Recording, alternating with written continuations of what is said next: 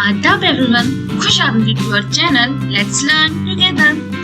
So today I am going to tell you the story about the bubble, the straw and the shoe.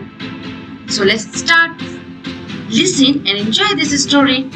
Once upon a time, there lived a bubble, a straw and a shoe.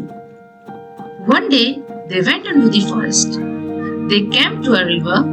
They did not know how to cross it. The shoe said, "Bubble, let us float on you." "No, shoe, let straw stretch himself from one bank to the other. Then we can cross the river."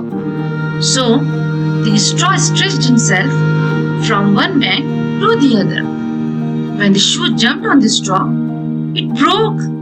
The shoe fell into the water with a loud splash. The bubble shook and shook with laughter and burst with a big bang. I like tigers. Rabbit cat is